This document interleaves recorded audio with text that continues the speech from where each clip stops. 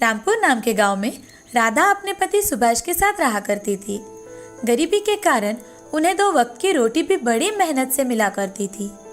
राधा और सुभाष दोनों भी मजदूरी का काम किया करते थे।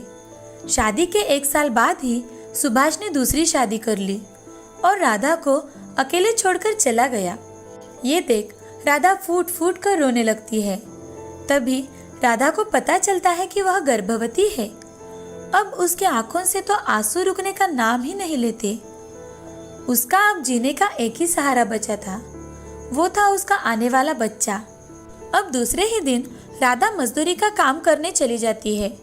सुभाष के चले जाने के बाद राधा अकेली हो चुकी थी।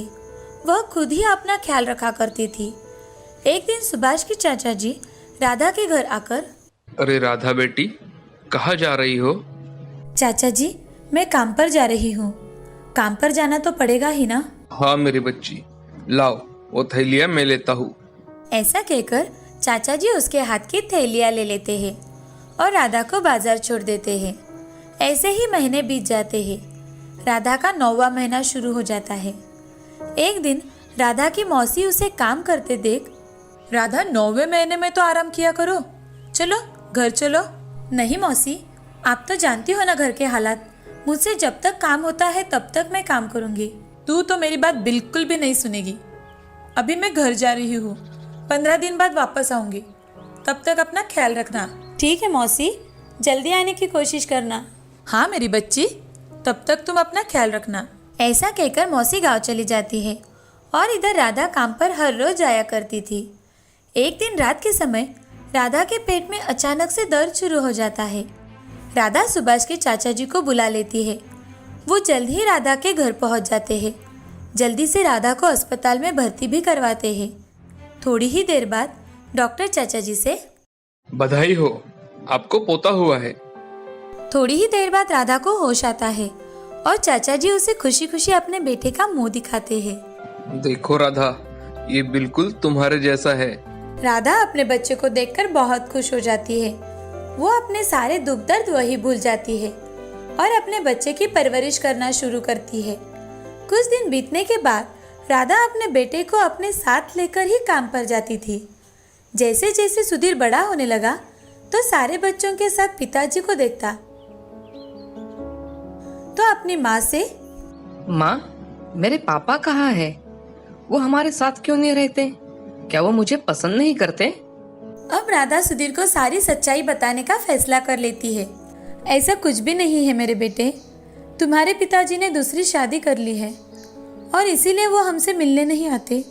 उन्होंने हमें छोड़ दिया है। ऐसा कहते ही राधा के आंखों में से आंसू बहने लगते हैं। वह आंसू देखकर सुधीर राधा से, रो मत माँ, मैं हमेशा तुम्हारे साथ रहूंगा। मैं तुम्हारा साथ कभी नहीं छोड़ूंगा माँ। सुधीर की बातें सुन राधा अपने आंसू पोंछ लेती है और सुधीर को गले लगा लेती है। अब राधा सुधीर को स्कूल में भेजने का निर्णय लेती है और उसका दाखला करवाती है। सुधीर पढ़ाई में बहुत ही होशियार था। उसका पढ़ाई में हमेशा ही अव्वल नंबर आया करता था। सभी शिक्षक भी उस पर बहुत खुश थे।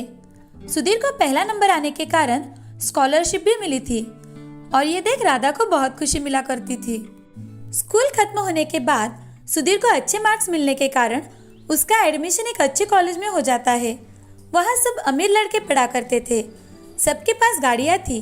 ये देख सुधीर का दोस्त आनंद सुधीर से, अरे सुधीर, तू हमेशा पढ़ाई में फर्स्ट आता है, सब कुछ अच्छा है, मगर तेरे पास एक भी गाड़ी नहीं है।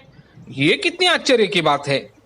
ये सुन सुधीर को बहुत ज्यादा गुस्सा आ जाता है, मगर वह अपने दोस्तों से झूठ बोलता है कि, अरे तू क्या समझता है सिर्फ तेरे पास गाड़ी है?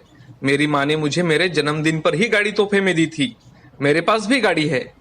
ऐसा कहकर सुधीर वहां से चला जाता है। उसे अपने घर के हालात पता थे, लेकिन फिर भी अपने साथ पढ़ते बच्चों की शान और शौकत देख उसे भी मन ही मन लगने लगा था कि उनके जैसे कपड़े पहने, उनकी जैसी गाड़ी उसके पास हो। घर जाकर सुधीर अपनी माँ से, माँ, मुझे कल के कल ही बाइक चाहिए। अरे सुधीर, आज क्या हुआ है बेटा तुम्हें? ऐसे क्यों बात कर रहे हो? तुम तो जानते हो ना अपनी हालत। अभी हमारे पास पैसे कहाँ है? थोड़े थे वो तो तुम्हारे एडमिशन में चले गए। अब मैं कहाँ से पैसे लाऊं? मुझे वो कुछ पता नहीं माँ, मुझे कल सुबह बाइक चाहिए बस। ऐसा कहकर सुधीर गुस्से से बाहर चला जाता है। तभी राधा मन ही मन, सुधीर को मैं कैसे समझाऊं कि मेरे पास पैसे नहीं हैं, लेकिन आज तक मेरे बेटे ने मुझसे कुछ भी नहीं मांगा। आज पहली बार उसने मुझसे कुछ मांगा है। मुझे उसे गाड़ी लेकर तो देनी ही होगी। ऐसा सोचकर राधा ने कुछ पैसे अपने सुख दुख के लिए जोड़े रखे थे। वो देखे उनमें कुछ पैसे कम पड़ रहे थे। अब उसने गांव के सरपंच जी से मदद मांगने का विचार किया। राधा सरपंच जी से, मालिक मुझे कुछ पैसे चाहिए थे, थोड़ी जरूरत है। कितने पैसे चाहिए थे तुम्हें राधा? एक गाड़ी आ जाए उतने ही पैसे चाहिए थे। मैं आपके पैसे थोड़े थोड़े करके चुकता कर दूंगी। गाड़ी सुधीर के लिए ठीक है, लेकिन राधा अगर नई गाड़ी लेने के बजाय तुम पुरानी गाड़ी खरीदोगी तो तुम्हारे पैसे बच जाएंगे। ये तो आपने बहुत ही अच्छा सुझाव दिया है मालिक। क्या आप मेरी मदद कर देंगे? ऐसा कहकर सरपंच जी राधा के हाथों में पैसे रख देते हैं और उसे गाड़ी खरीदने में भी मदद कर देते हैं। दूसरे दिन सुबह सुधीर उठते ही राधा उसके हाथों में गाड़ी की चाबी रख देती है। तभी सुधीर बहुत खुश हो जाता है और गाड़ी लेकर वहां से चला जाता है। राधा सुधीर को खुश देख वो भी खुश हो जाती है। शाम के समय जब सुधीर कॉलेज से घर लौट रहा था, तभी बाइक का स्पीड बहुत ज़्यादा होने के कारण उसका एक्सीडेंट हो जाता है। उसे तुरंत ही सरकारी अस्पताल में भर्ती करवाया जाता है। जैसे ही चाचा जी को ये खबर मिलती है, वो राधा के पास जाकर, अरे राधा बिटिया, कहाँ हो तुम? सुधीर का बहुत बड़ा एक्सीडेंट हो गया है, चलो हमें जल्दी अस्पताल जाना चाहिए। ये सुन राधा जोर जोर से रोने लगी और भागते भागते अस्पताल में पहुंच जाती है। वहां जाते ही डॉक्टर से, डॉक्टर साहब मेरा बेटा कैसा है? उसे ज्यादा चोट तो नहीं आई ना? एक्सीडेंट की वजह से सुधीर की एक आंख में गहरी चोट आई है। अब शायद ही सुधीर उस आंख से देख पाए। राधा ये बात सुन बहुत रोने लगती है और डॉक्टर से, डॉक्टर साहब कुछ ना कुछ तो उपाय होगा ना इस पर? प्लीज डॉक्टर, मेरे बेटे की आंख को कुछ नहीं होना चाहिए। अगर कोई उन्हें आंख दान में दे तो पेशेंट फिर से देख सकता है। डॉक्टर, मेरे बच्चे को मेरी आंख दे दीजिए। मैं तो एक आंख से अपनी पूरी जिंदगी गुजार लूंगी। मेरे बेटे के सामने उसकी सारी जिंदगी पड़ी हुई है। उसको तो अभी पढ़ाई भी पूरी करनी है। आप उसे मेरी आंख दे दीजिए। ठीक है, जैसा आप चाहे। डॉक्टर, मेरे बेटे को कभी मत बताना कि ये आंख मैंने उसे दी है। ठीक है। ऐसा कहकर राधा अपनी एक आंख सुधीर को दे देती है और खुद 2 दिन बाद घर चली जाती है।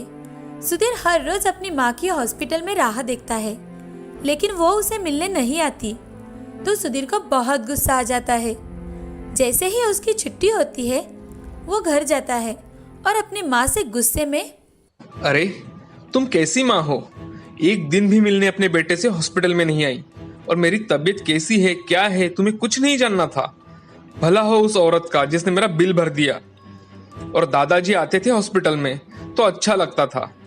आपके बारे में पूछो तो कोई कुछ ना कहता। बेटे मेरी कुछ मजबूरी थी। आखिर तुम्हारी ऐसी कौन सी मजबूरी थी माँ? भगवान तो तुम्हारी जैसी माँ किसी को ना दे। सुधीर इतना ज्यादा गुस्से में था कि उसने अपनी माँ की ओर देखा भी नहीं। उसकी ओर देखे बिना ही वो शहर चला गया अपनी बाकी की पढ़ाई पूरी करने के लिए। राधा की आंख में से आंसू निकलने लगे। वो इतनी जोर जोर से रोने लगी कि उसे समझ में नहीं आ रहा था कि अब क्या किया जाए। तभी सरपंच जी पैसे मांगने वहां आते हैं। राधा, मेरे पैसे कब लौटाने वाली हो? सरपंच जी, मुझे कुछ और दिनों की मोहलत दे दीजिए। मुझ अभागे पर इतनी दया कर दीजिए। ठीक है, मैं तुम्हें 1 महीने की और मोहलत देता हूँ। धन्यवाद सरपंच जी, मैं आपकी बहुत आभारी हूँ। सरपंच जी वहां से चले जाते हैं। यह सारी बातें सुधीर को पता ही नहीं थी कि आखिर उसकी माँ ने उसके बचपन से लेकर आज तक उसके लिए क्या किया है। कुछ साल बीत जाते हैं। अब सुधीर अफसर बन गया था, लेकिन अपनी माँ पर इतना ज्यादा गुस्सा था कि अपनी माँ से एक बार भी नहीं मिलने आया था। राधा पर मजदूरी करके सरपंच जी के पैसे लौटाने की नौबत आ गई थी। अब राधा बहुत थक चुकी है।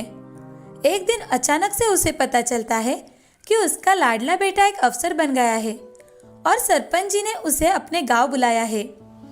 वह दौड़कर वहां चली जाती है वहाँ जाते ही राधा मन ही मन, कितने साल बीत गए, अब मेरे बेटे का गुस्सा भी चला गया होगा। कितना बड़ा हो गया है मेरा बेटा आज कि उसका यहाँ गौरव किया जाने वाला है। सुधीर बहुत बड़ी गाड़ी में से अपनी पत्नी के साथ नीचे उतरता है। ये देख राधा चौंक जाती है। वो अपनी माँ को देख उसे नजरअंदाज करता है और अपने दादाजी से, दादाजी आप कैसे हो? सब कुछ कुशल मंगल तो है ना? हाँ ठीक हूँ बेटा। और ये क्या बेटा, तुमने शादी की और हमें बताया भी नहीं? सुधीर मुस्कुराकर वहां से जाने लगता है। तभी राधा उससे बात करने के लिए आगे जाती है तो सुधीर सरपंच जी के साथ स्टेज पर चला जाता है। ये देख राधा को बहुत बुरा लगता है, लेकिन अपना बेटा इतना बड़ा अफसर बना है, ये देख मन ही मन बहुत खुश हो जाती है। ये सारी बातें चाचा जी दूर से देख रहे थे और कुछ वक्त बाद चाचा जी सुधीर से, सुधीर, कोई अपनी माँ के साथ ऐसा करता है क्या? वो मेरी माँ कहने के लायक नहीं है दादाजी। वो मेरे बारे में अच्छा नहीं सोचती, सिर्फ खुद के बारे में सोचती है। भला ऐसी कोई माँ होती है? सुधीर, कोई अपनी माँ के साथ ऐसा करता है क्या? वो कितने दिन से तुम्हारी राह देख रही थी। दादाजी, उसके लिए तो मैं हॉस्पिटल में ही मर गया था, जहाँ वो मुझे देखने तक नहीं आई। ये सुन राधा फूट फूट कर रोने लगती है। तभी चाचा जी सुधीर को एक जोर का थप्पड़ लगाते हैं और सारी हकीकत बताते हैं। सुधीर, राधा तुमसे मिलने नहीं आ पाई क्योंकि उसने तुम्हें अपनी आंख डोनेट की थी। अगर वो ऐसा नहीं करती तो तुम जिंदगी भर के लिए एक आंख से अंधे हो जाते। ऐसी माँ नसीब वालों को मिलती है सुधीर, तुम्हें तो इसकी कोई कदर नहीं है। कभी अपनी माँ से पूछा कि आखिर उसके आंख को क्या हुआ है? सुधीर चाचा जी की बातें सुनकर चौंक जाता है और भागते हुए अपने माँ के पास आता है। अपने माँ के पैर पकड़कर माफी मांगता है। सुधीर की आंखों में आंसू देख राधा उसे माफ कर देती है और अपने बेटे को गले लगा लेती है। हमें इस कहानी से ये सीख मिलती है कि अपने बड़ों का हमेशा सम्मान करना चाहिए। वो हमेशा अपने बच्चों का भला ही सोचते हैं। सच्चाई पता न हो तो उन्हें कभी भी हमारे शब्दों से दुखाना नहीं चाहिए। हमारी जिंदगी में माँ का स्थान अमूल्य होता है। सोलापुर नाम के गांव में एक हरिया नाम का आदमी रहा करता था। उसकी चाय की दुकान थी। हरिया की पत्नी शीला घर के सारे काम किया करती थी। शीला को जानवी नाम की एक लड़की थी। वो बहुत होशियार थी। वह अपने घर बहुत खुश थी। एक दिन शीला बाजार जाने लगी तभी, जानवी, मैं बाजार जाकर आती हूँ, तुम घर पर ही रहना। हाँ माँ, मैं घर पर ही रहूँगी। मुझे बाजार में थोड़ा सा काम है तो तुम खाना खा लेना। ठीक है माँ, मैं खाना खा लूँगी। ठीक है मेरी बच्ची। ऐसा कहकर शीला बाजार जाने के लिए निकल जाती है। बाजार में जाते ही शीला का एक्सीडेंट हो जाता है। ट्रक के सामने आने की वजह से सर के ऊपर शीला को गहरी चोट आई थी। शीला की वही मौत हो जाती है। ये देख वहाँ खड़े सभी लोग दुखी हो जाते हैं। ये बात हरिया को पता चलती है। हरिया भागते हुए वहाँ आता है और अपनी पत्नी शीला को वहाँ मूर्छित पड़ा देख, क्या हुआ है इसे? ये बोल क्यों नहीं रही? उठो शीला, उठो। हरिया शीला को गले लगाकर जोर जोर से रोने लगता है। पड़ोसी और बाकी के लोग हरिया को सहानुभूति दिलाते हैं और शीला का अंतिम संस्कार कर देते हैं। ये देख जानवी को कुछ समझ नहीं आता। जानवी अपने पिताजी से, पिताजी, मेरी माँ कहाँ चली गई? मुझे उसकी बहुत याद आती है। हरिया फूट फूट के रोते हुए अपनी बेटी जानवी से, अब तुम्हारी माँ कभी भी वापस नहीं आएगी बेटी। तुम्हारी माँ भगवान के पास चली गई। हरिया जानवी को गले लगा लेता है। जानवी भी चुपचाप बैठ जाती है। ऐसे ही कुछ दिन बीत जाते हैं। जानवी हर रोज अपनी माँ की याद किया करती थी। ये देख हरिया बहुत उदास हो जाता था। जानवी को अपनी माँ की याद ना आए और वो अपनी जिंदगी खुशी खुशी बिताए, इसीलिए हरिया दूसरी शादी कर लेता है। हरिया के दूसरे पत्नी का नाम सुमति था। उसे भी एक बेटी थी जिसका नाम राधा था। वो बहुत ही घमंडी थी। वो हमेशा अपने मन के किया करती थी। सुमति सौतेली माँ होने के बावजूद दोनों बच्चों को एक जैसा प्यार किया करती थी। जानवी और राधा में कोई भी भेदभाव नहीं करती थी। एक दिन हरिया सुमति से, सुमति, कल हमें जल्द ही मंदिर में जाना है। कल मंदिर में भव्य पूजा का आयोजन किया है। ठीक है जी, मैं सुबह जल्दी ही तैयारी करके रखूंगी। और हाँ, जानवी और राधा को भी साथ में ले लेना। सभी साथ में ही चलेंगे। जी। ऐसा कहकर हरिया काम करने के लिए चला जाता है। आज सुमति राधा को घर की साफ सफाई का काम बताती है और जानवी को बाजार जाकर कुछ सामान लाने के लिए कहती है। ये देख राधा मन में, इस जानवी की बच्ची को माँ भी ना बाहर के काम बताती है और मुझे घर के। आने दो इसे, अच्छे से मजा चकाऊंगी। ऐसा कहकर राधा घर की साफ सफाई करने लगती है। थोड़ी ही देर बाद जानवी बाजार से सामान लेकर आती है। सुमति ने जो कुछ भी सामान जानवी को लाने के लिए कहा था वो वैसे ही सामान लेकर आई थी। ये देख सुमति जानवी पर बहुत खुश हो जाती है और उसका बहुत लाड़ प्यार करती है। अगले दिन हरिया, सुमति और बच्चियां जल्दी उठकर तैयार हो जाती है और मंदिर जाने के लिए निकलती है। चलो सुमति, और कितनी देर है? चलिए, हो गया। प्रसाद ले रही थी थोड़ा सा। घर के सभी सदस्य अब मंदिर की ओर चले जाते हैं। मंदिर में आज भव्य पूजा का आयोजन किया गया था। हरिया और सुमति अपने बच्चियों के साथ सीढ़ियां चढ़ ही रहे थे, तभी राधा भीड़ का फायदा उठाकर अपना पैर जानवी के पैर को लगाती है और उसे गिरा देती है। जानवी जोर से मंदिर की सीढ़ियों पर गिर जाती है और उसके पैर को चोट आ जाती है। जानवी जोर जोर से रोने लगती है। राधा मन ही मन, बहुत ज्यादा उछल रही थी, अब देखो कैसा हाल किया। मैंने ऐसा क्या किया है राधा कि तुम मुझसे ऐसा बर्ताव कर रही हो? तू इस घर में सिर्फ नौकरानी है, मैंने बताए हुए काम किया कर, समझी? ये सुन जानवी को बड़ा दुख हुआ। वो चुपचाप मंदिर में चली जाती है। उसे समझ में ही नहीं आ रहा था कि अचानक राधा को क्या हो गया। दिन ब दिन राधा की ईर्ष्या बढ़ रही थी। एक दिन जानवी घर को पोछा लगा रही थी। सुमति कुछ काम से बाहर गई हुई थी। ये देख राधा किचन में जाकर थोड़ा सा तेल लेकर आती है और नीचे फर्श पर गिरा देती है। जानवी फर्श साफ करते करते वहां आ जाती है। उसका पैर तेल पर से फिसल जाता है और जानवी नीचे गिर जाती है। जानवी के सर को चोट आती है। ये देख राधा जानवी से, अरे रे जानवी, नीचे देखकर काम किया करो, इधर उधर देखकर काम मत किया करो। मैं तो फर्श साफ कर रही थी राधा, मेरा पैर कैसे फिसल गया मुझे पता ही नहीं चला। अब जल्दी जल्दी काम कर लो, वरना दूसरे काम करने में देरी हो जाएगी। हाँ राधा, अभी करती हूँ। जानवी अपना काम करने लगती है। तभी राधा जानवी से, जानवी, तुम्हें ये गणित आता है क्या? मुझे ये आ ही नहीं रहा है। जानवी वो गणित देखती है और राधा से, नहीं राधा, मुझे भी ये गणित नहीं आता। अब ये मेरा होमवर्क कैसे पूरा होगा? मुझे तो घर के सारे काम भी करने हैं, कैसे होगा इतना सब? राधा, तुम होमवर्क करो, मैं तुम्हारे काम कर देती हूँ। अगर तुम मेरा काम करोगी तो मेरा होमवर्क भी पूरा हो जाएगा।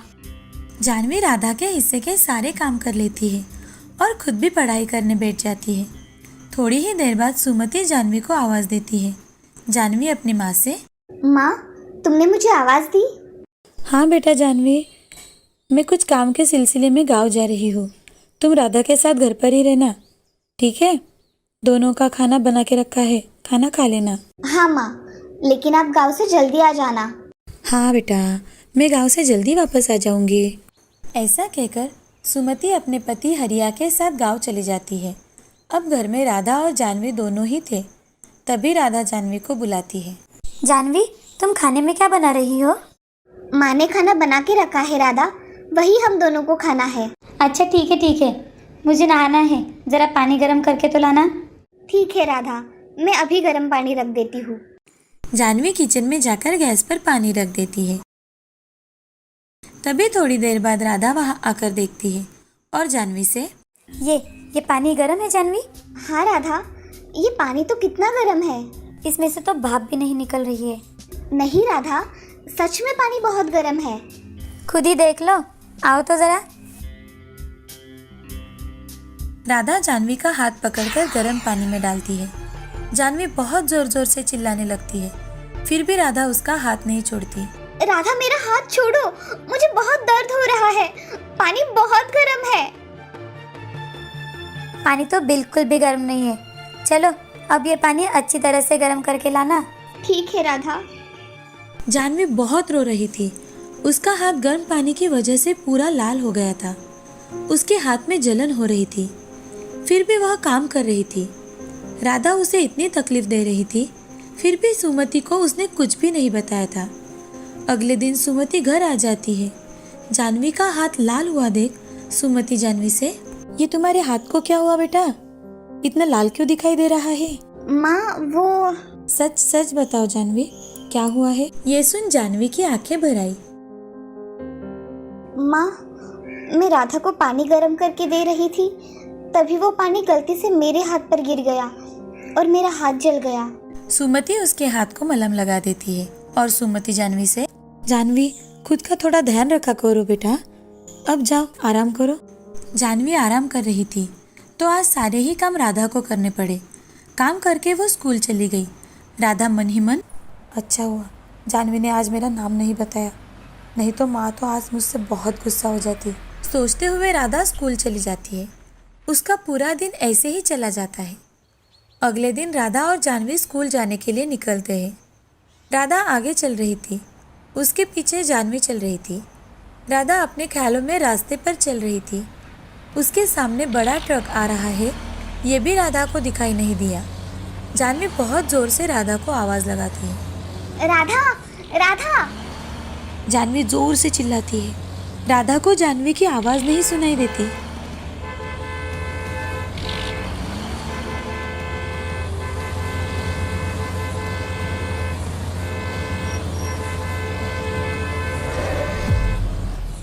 राधा बहुत डरी हुई दिखाई देती है।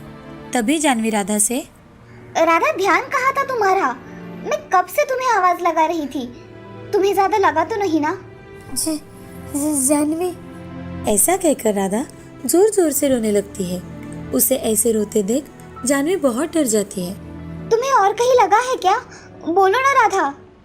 मुझे कहीं नहीं लगा जानवी, तुमने मुझे बचाया। मैंने तुम्हारे साथ कितना गलत बर्ताव किया, फिर भी तुम हमेशा मेरे साथ अच्छा बर्ताव किया करती थी। मुझे माफ़ कर दो, मैं बहुत शर्मिंदा हूँ। मैंने तुम्हें कब का माफ कर दिया राधा। अब चलो घर चलते हैं, तुम थोड़ा आराम करो, तुम्हें अच्छा लगेगा। मगर हमें तो स्कूल में भी जाना है ना? मैं स्कूल में जाकर टीचर को सारी बात बता दूंगी। तुम चलो घर और आराम करो। जानवी राधा को घर लेकर चली जाती है। दोनों बहनें घर आती देख सुमति दोनों के पास चली जाती है और जानवी से पूछती है, क्या हुआ राधा, ऐसे क्यों रो रही हो? माँ, आज राधा एक्सीडेंट होते होते बची है और वो ये सब देख के बहुत डर गई, इसीलिए मैं इसे घर लेकर आई। हे भगवान, राधा तुम्हारा ध्यान कहाँ होता है आजकल? आज जानवी ना होती तो तुम्हारा क्या होता? माँ, आज जानवी की वजह से मैं सुरक्षित हूँ, उसने मेरी जान बचाई।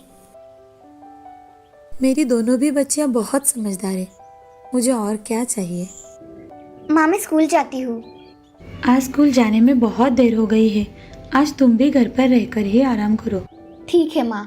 ऐसा कहकर सुमति बच्चों को लेकर घर चली जाती है।